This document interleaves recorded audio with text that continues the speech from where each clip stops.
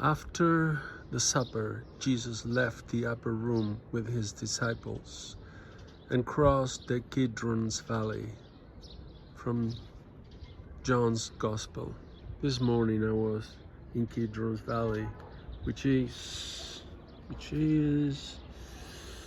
see, sort of over there.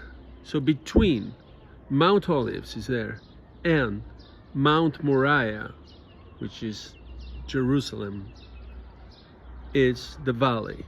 So it goes like that. So you go up to Jerusalem, but you come down from Mount Olive. And Mount Olive is higher, so you can have a great view of Jerusalem. At the same time, we have there the church of Dominus Flevit, which is our Lord cried. He cried facing Jerusalem, looking at Jerusalem, saying, "Jerusalem, Jerusalem, you who killed the prophets," something like that. And here, we are here right now, on the site where St. Peter cried after hearing the rooster twice. This church is called the Church of Peter, St. Peter at Gallicanto, which means, I think that's Italian, the crow of the rooster. Do they crow or sing? Canto. Canto in Italian is to sing.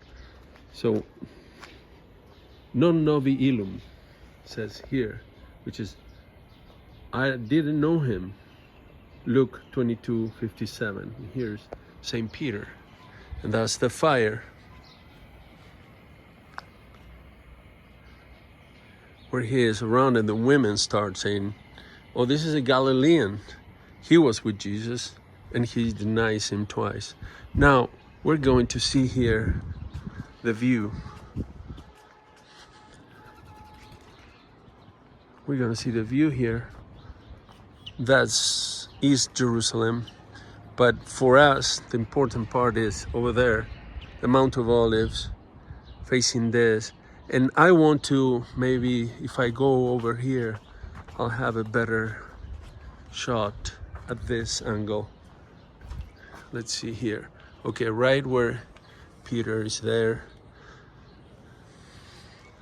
And that's Mount of Olive and Dominus Flatus. Let's do it even from here. Exactly here.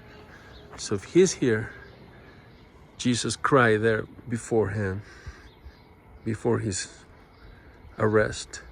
And going down there is Gethsemane.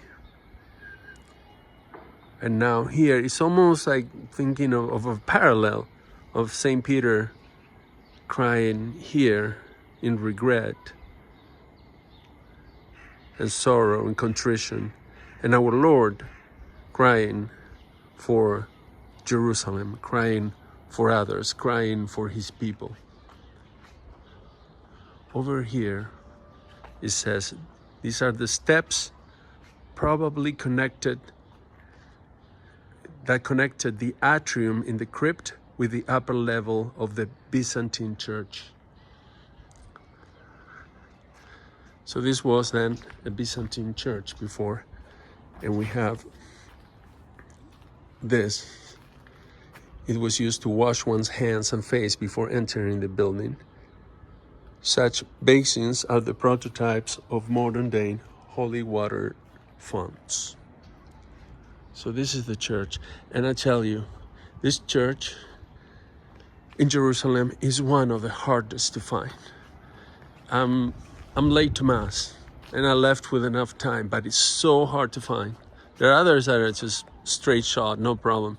But this one, you sort of get out of Jerusalem and then meander around, and it's really confusing. I had to go back and forth many times. Up there, that tower is the Tower of Ascension. Actually, you see two towers. Let's see. Let's get that close. Yeah, two towers. One is the Russian Orthodox Tower of Ascension, and the other is the Byzantine. They both claim that there is where our Lord ascended to heaven. They're really not far from each other, so that's not a problem. Now, the very interesting fact there is that in the big tower, according to tradition, it's where the head of St. John the Baptist was found. So if you come to Jerusalem, do not miss that. You can go, if you go to Gethsemane, you turn right when you get out of the garden, turn right immediately and you start going up. It's a very safe street there. Don't take the one on the left, the one straight, just turn right again. You will see it's like a sort of private street, you go up. Okay, it will be, let's see if I see it from here, somewhere there. And you start going up, a little exercise, and then you have a nice view and you hit there.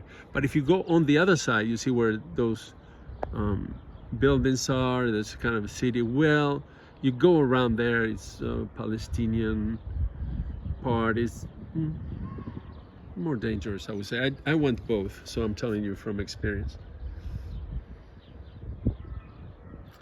And that's Jerusalem, of course, and where you see the golden dome, the rock of the dome, or the dome of the rock, actually. It's where the old temple was. I am going to share more videos with the geography, topography of the place. Is very interesting. You get to learn a lot. Look at those smokes there. I don't want to think what's that about. All right, so yeah, the travel areas are not close here. You always have to watch out, but it's been pretty safe, and I recommend Catholics to come here, start coming here, come sooner than later, because this gets packed. Now is a special time because of the war and what happened. You don't have tourists, so the first week here I was just by myself in places. It was such a privilege. Now in this week there's more, and it's not the same experience. But as time goes on, I think it's going to be packed. I was told by the tourist guides that there's like hundreds and hundreds of people just to enter one place. So it's very different experience. I'll make another video on why I think people should start coming back here. I'm enjoying it tremendously. This is, for me, part of my education. No wonder it's called the fifth gospel, to come here to the Holy Land. You really learn a lot, things that you don't read in the Gospels, but you get to put together things, to figure out things. It's like you're reading a new book. It's live. All right, I hope you enjoyed this. Let me know, share it, subscribe, and all that. Thanks for watching.